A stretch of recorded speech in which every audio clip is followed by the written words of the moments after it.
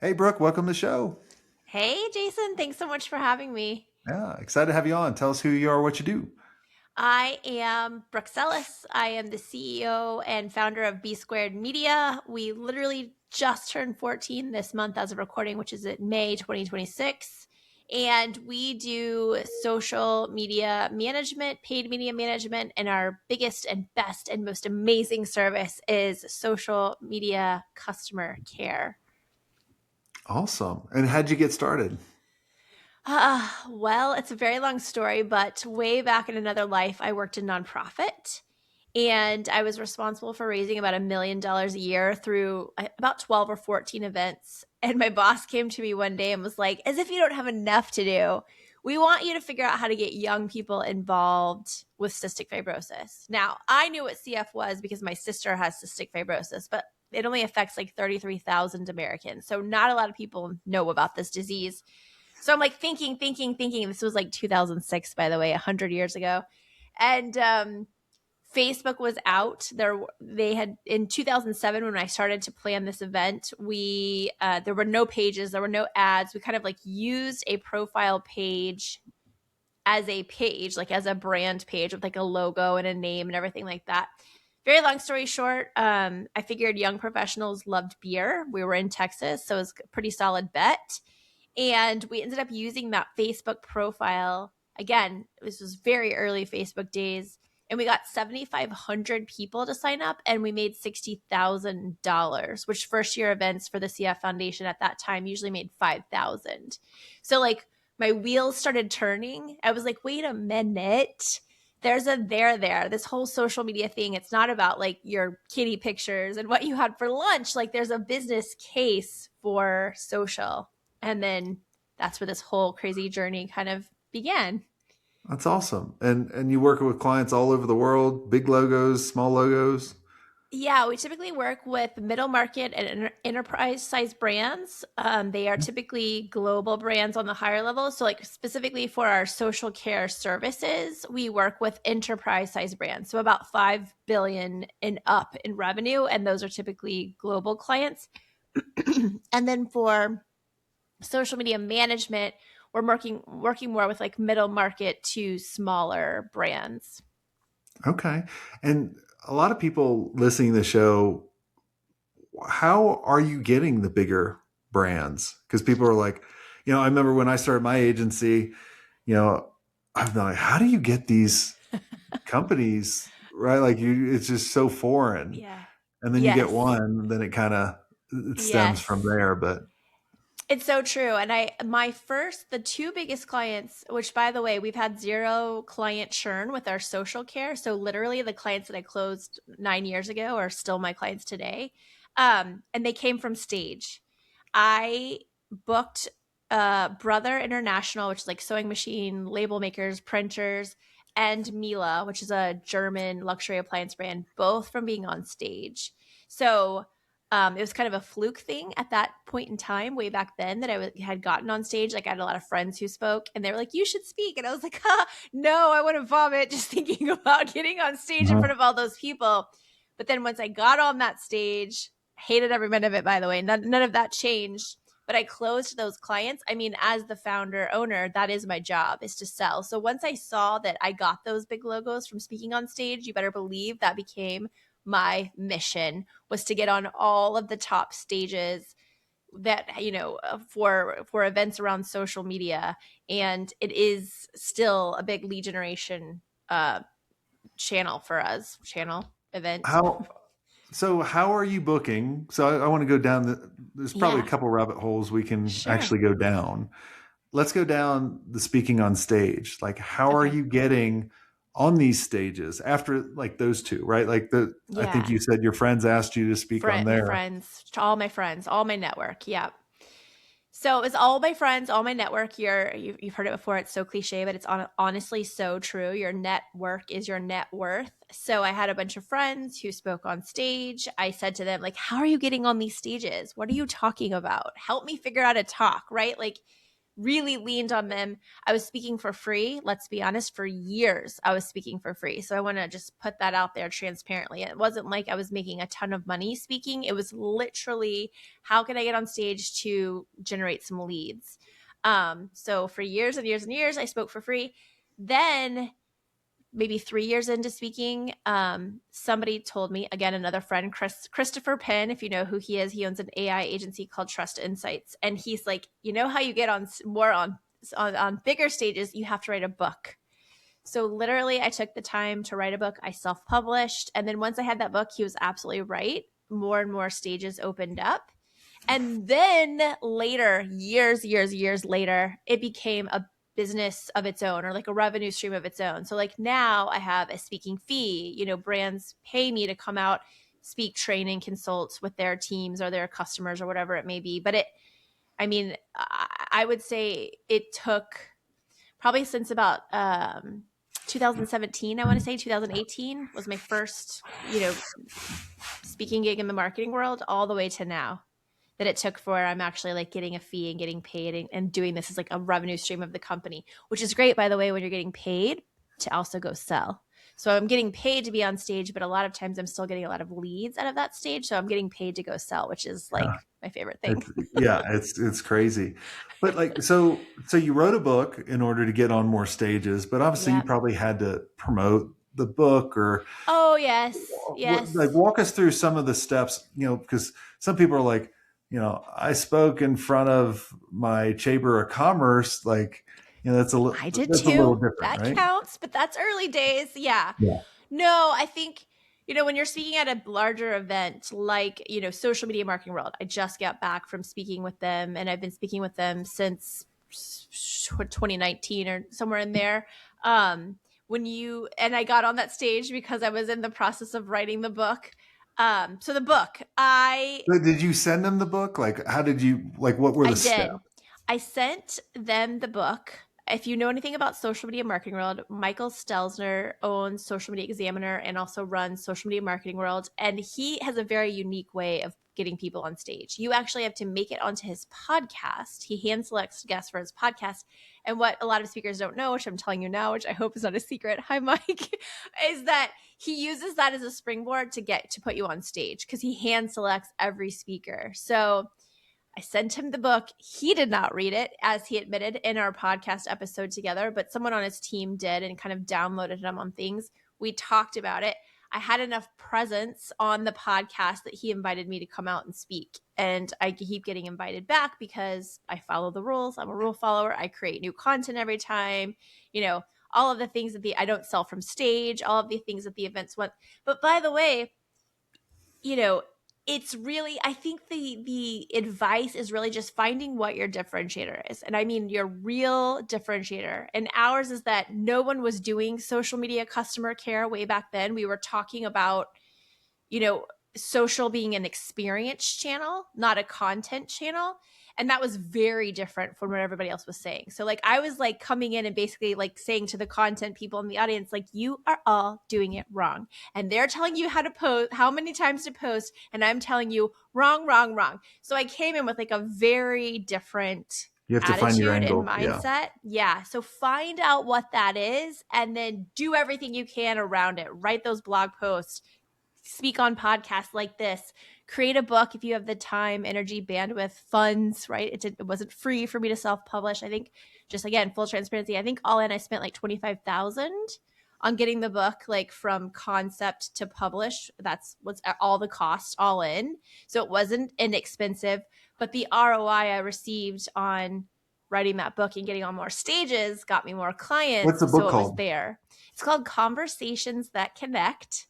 And it's literally all about conversations versus content on social and how that helps you get to ROI versus just publishing content, being on that content hamster wheel, as a lot of us are on. Yeah. I mean, we were kind of talking kind of the pre-show. I'm like, yeah, I kind of, and probably maybe still do. Like, if you looked at my stuff, you'd be like, yeah, you're just publishing content. And, a couple months ago, I went to my team, and because I was talking to someone that I've worked with in the past, and like their channel just started blowing up. Mm-hmm. And I'm like, but you've been doing content just as long as me. And I was like, what changed? He goes, I decided that I'm going to go pro. And I was like, well, tell me a little bit more. And he Yeah. was like, I'm going to like not just put out just content because I have to put out content. And I'm going to really kind of put a lot of effort into it, from, the quality of the content, the hook, everything like was methodical versus sometimes I've done this in the past, probably more than I could think about. I was just like, I have an idea. Let me get on video. I'll record Yeah. it. I'll do a little bit of editing. I'll publish it. I didn't put much effort into what the headline needed to be, what the hook needed to be in the very beginning, the Yeah. thumbnail. Like I was doing maybe what I thought I was doing a great job, but I was only probably doing 20% of it. Well, you were doing what 80% of the people don't do, is you were showing up, right? Correct. and Yeah. and that is the first step. But then now that you're you, Jason, you have to go from that to that next level, which is what your firm is like. And now with AI, we have no excuse to do a little bit. I always say, like, my motto at work is do the deep work. Now that we have AI, none of us have an excuse not to do the deep work. Like, Well, none of us, we just don't. Sorry. yeah. No, I totally agree. I mean, Yeah. literally, it's making us so efficient, but it's also very distracting Yeah.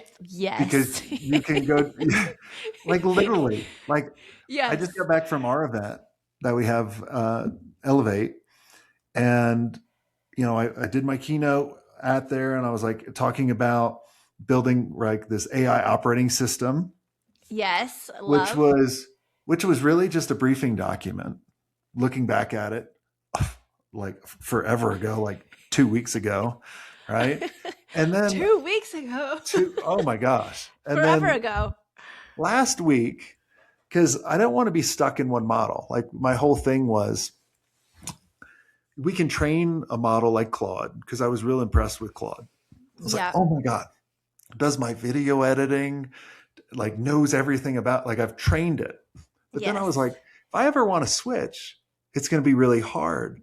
So I Mm-hmm. literally started thinking about what I was calling my AI operating system was really a briefing document that gave it all the context.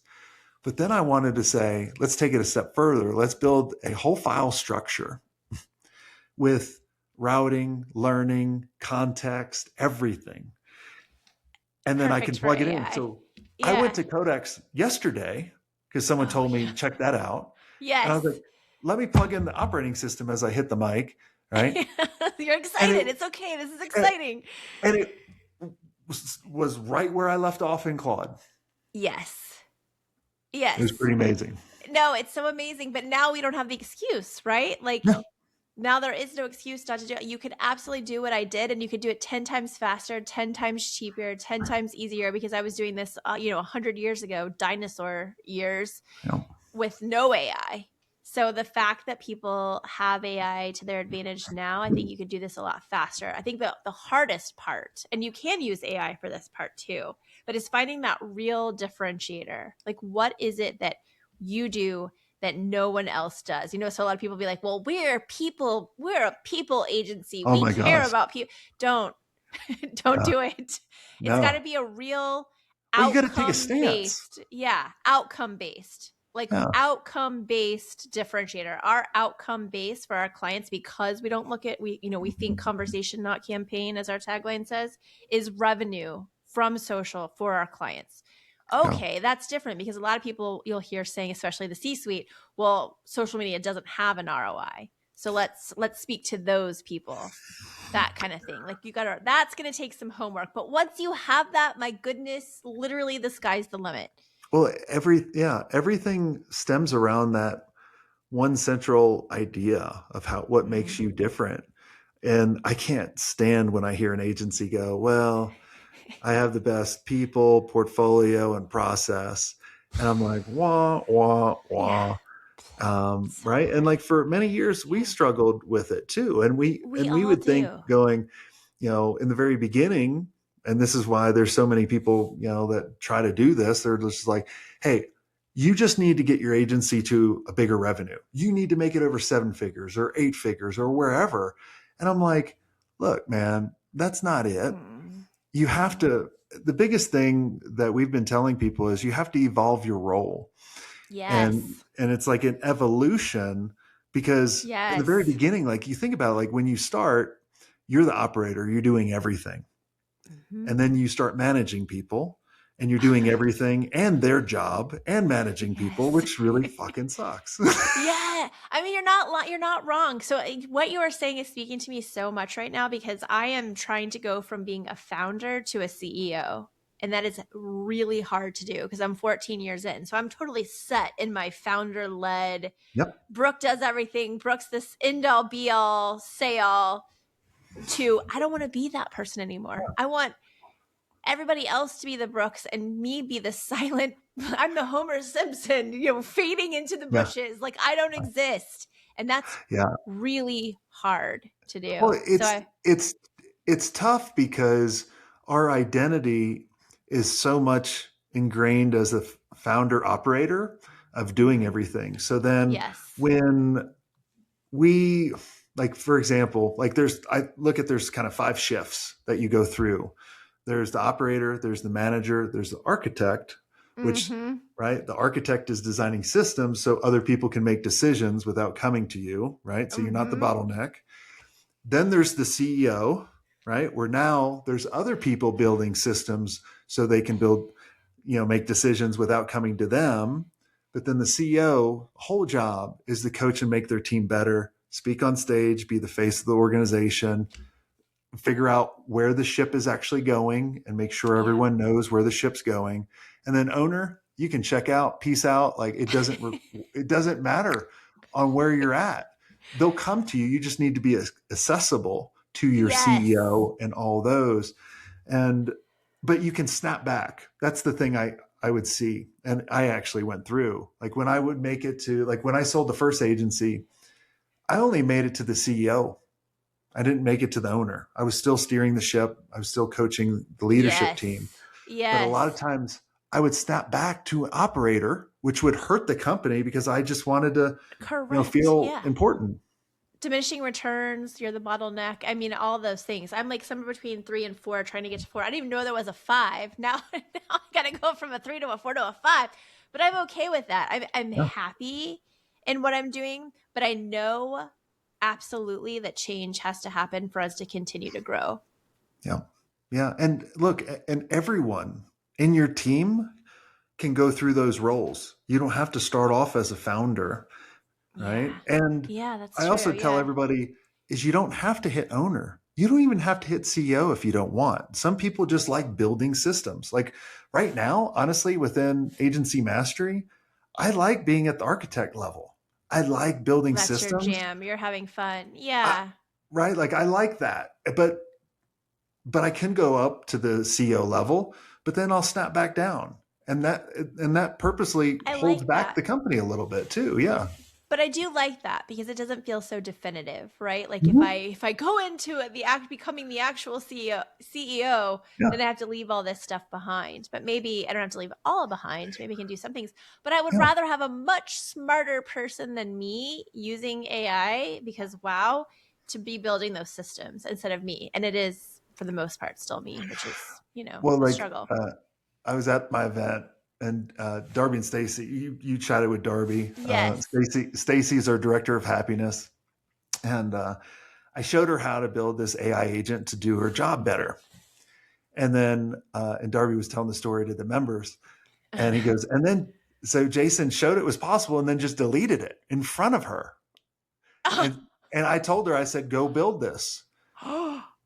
Because I wanted to show her it's possible. I don't want to feed my team fish. I want to teach them I how to fish. get it, but oh my god, I would be Oh, devastated. she was pissed. I might have even shed a tear or like cussed you out I a little think I bit. think there's a little tear shed. Yeah. But I was like, look, I could build this for you, and I've built this for you. But especially with AI now, like I want to show you what's possible, and you can talk to it, make it better. Because if Yes. you do that, then you can become the architect for your team, and then show them, and you just progress Like we may take longer to get there, but we'll go so much further later on because now I'm not the bottleneck. I'm not the one geeking out on all this technology. Right. No, it's so true. I started playing with AI the second it became available, and I'm totally self-taught. I'm not an expert by any where with it, nowhere close to the definition or the word, but I teach a class on AI at University of California. I get hired to do a lot of these speaking and consulting and training on AI because I did exactly what you did, or exactly what you said. I just went in there and kept playing and playing and playing and playing, and I just learned by experience. I learned by doing. I learned by making Yeah. mistakes. Isn't that what entrepreneurship is? Right? We just You have literally to. fail our way to the next success. Yeah. Well, it's all by accident. Like I Truly. I started the agency by accident because I designed a website making fun of one of my friends, and I started this by accident because my competitors came to me and was like, "How'd you kick our butt?" After I sold because now I wasn't a competitor, and then I was Huh. like, "Oh, this is kind of fun. Let's do It this." is fun. It is fun. There has to be a passion there. I think, it sounds so cliche when people are like, oh, find your passion, or if you love what you'll do, you'll never work. No, no, no, no. I hate my job all the time. I don't buy into that.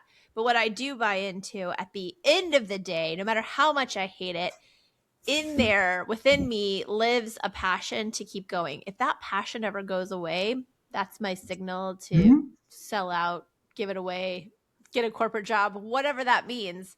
But you have to have like that innate. For me, it looks like curiosity. That's what passion looks like for me. It's constantly being Oh, curious and wanting to build new things or do things differently or better. yeah, Um, but once yeah, that's gone, I think, yeah. I mean, when I sold, I took a couple years off, and good for you. that was very boring. I was depressed. I Right? believe I it. I I believe literally it. was like, I had to go to a Tony Robbins event to find who I was again. Like it Get your was, fire back. yeah. I was like, I only lasted a day because I couldn't do the huggy crap, but Yeah, um, no. it was With pretty. some It's people. good. What would you say, not that I'm interviewing you, but like what would you say like your passion is? Like how does it manifest for you? For me it's Creating, curiosity. It's yeah, creativity. it's creating Oh, and also creating. curiosity. I think Okay. any successful business owner has to be curious. That's one of the Mhm. things I was telling people on stage. I was like, look, Okay. you have like as an agency owner, you have already the most amazing traits to use AI. One is curiosity, Mhm. creativity, right? Like you have a drive. Like those are all you need. Like you Yes. don't need to even know how to use it. You could just go to it and like, how do I use you for this? Or I think the biggest mistake people use AI for is just to chat. I think you Yes. should go, here's the outcome I want. Go do it. Correct. Yeah, I feel like we are using AI a lot, and especially in my world to like customer experience and then customer experience on social to like say, how many things did we ship? How many widgets did we ship? How much more efficient were we because of AI? Yeah. And that's lovely, but that's not how we use AI. It's more how many widgets did we ship? And because social, by the way, AI answers, so like AEO, GEO, where do you think that's all training? On social, on Reddit, on things like that, because it's all open source. It's all a bunch of natural language, Yep. which AI was built on natural language processing, NLP. So it's looking at all of these social channels. So when you're asking, like, how do I get my brand mentioned in an AI answer? It's from social. It's from those open source Do a sites. Are YouTube you short dummy. responding to your customers? Right. Are you responding to your customers? Are you responding to comments? Are you creating conversational content? All of that stuff is happening out there. So instead of how many widgets did we ship, it's how many widgets did we ship? Are we more efficient? And did people like our widgets? Are people Mhm. talking about our widgets? Is the sentiment about our widgets positive, neutral, negative? What are the top three Yeah. complaints about our widgets? What are the top three pieces of brand love about our widgets? All of that's findable within those social media conversations, but we're still stuck on how many widgets did I get out faster? Yeah. It's very boring. Yeah. No, AI is a huge gift, and I think there's two camps, people that are terrified of it and people are excited about it, and then you go back and forth between both of them all the time. That's Yep. how I am, like being Yes. honest. But Yes. then again, I think what slows people up is the fear. And I look back at when because I started my agency in '99, so it's kind of when the internet started getting popular. But I Yes. remember it took 7 years for the internet to reach 100 million people. It took 2 for ChatGPT, 2 months, not 2 years. Yeah, I was gonna say, yeah, Right? Like, so it's going so quick. it's And exponentially faster. and I saw so many people. I think I was trying to think back at the reason why I didn't have any fear when the internet came out. I didn't have anything to protect. I was Oh, starting that new. makes sense. Yeah. But the Yeah. agencies that I interview that started way before me that actually didn't make it or made it, they had something to protect. Yes. And that's why they struggled. And I see the Yeah. same thing going on now, because they're like, oh man, AI, like I designed my personal site, my book site, or 2 event Everything. sites in like 3 hours. And they're That's great. freaking amazing in AI. Yes. I would have charged 20K, 40K for them back and like we designed AT&T and T and LegalZoom and Hitachi and Porsche, all these big websites. I was like, I can build these in an hour. Now you can. Yeah. I think though you're hitting at a point that's important to talk about. And I think that, you know, so again, looking at my business, it's paid media, traditional social media management, and then we have, the social care over here. When I think about these two service lines, these two revenue streams, AI is scary because it is making content a commodity, right? Like the things that we used to take weeks and months to build for our clients, these really intricate content calendars, it can do in seconds, Mm-hmm. right? Same thing with ads, like the ads copy, the hooks, all of the things, again, that would take us weeks, months to write for all of our clients. It's happening in seconds and it's so much better. um, but that's the scary part. When I look at things on the social care side, especially with acquisition, so Gartner has a stat out there that says if you use AI to help you sell, so people who use AI to help them sell 3.7 times more than people who don't. That's an opportunity. So I could stay scared about what it's doing to content and video and, paid ads, or, which is what I'm doing, I could figure out how to better use AI to make my website better, to make my, pitch decks Yeah. better, to be better on stage, right? To be one of those 3.7x people to sell more. Even if I lose over here, I'm going to gain way more over here. Yeah. Well, AI is not going to kill your agency. Hesitation will. Ah, also true. Right. Also true. Yeah. Which is I why mean, it's that's more important than ever to figure out what that differentiator is. I think, what do you do differently that no one else does? How can Mhm. you hang your hat on that and then do Yeah. everything around that, the sales, the marketing, everything you do for your clients? Yeah. I see it as a huge opportunity right now. That's kind of why I'm hardly sleeping. I'm just like, it's like this hobby of mine going, what can It I does build in create this? more work. I know it's supposed to make us more efficient, but I said this on a post on LinkedIn not too long ago. It definitely has created more work for me because of that curious mindset. I'm Yep. constantly going in and figuring out like what I can tweak, change, or do. So there is like a trade off that's happening Well, I there. think but we're investing in ourselves, right? Yes, yes, Because 100%. like we're like, all right, how do I get ahead or feel like I'm getting ahead? Which Yeah, I was or telling even on the just mastermind, I stay was like, flat. I feel like I'm behind in AI, but I'm probably No, 95% of ahead of no, everybody not else. yeah. We're on our own little echo chamber. If you look over the walls of marketing, Uh, consumers are way less enamored with AI than businesses and especially marketers yeah, are. So I yeah. think you're good. And I look at it too as like there's always going to be a director to AI, right? And there's when the internet came, there was never web designers, there was never webmasters. Like it's going to create so many new roles for us. And that's Hmm. kind of why I'll do the shameless plug. That's why I came out with the book, Operator to Owner. I love it. I love it. You like it, that little Wait, plug? is that the 5 step? Is that the 5 step? Is that Do you is talk the about five the? step. Yes. Y'all, I'm going to read this book. Y'all have to read this book. I swear I'm not getting paid to do this. I'm just telling you because I want to know about these 5 steps now. Yeah, exactly. So, well, awesome. Well, Brooke, thanks so much for coming on the show, and everyone, listening, make sure you subscribe, go on whatever podcast platform, rate us. That actually helps us reach more people, and we can keep doing it another 13 years. Gosh, I can't believe it's 13 years. It's amazing. Thanks so much, Brooke. And until next time, have a swank day.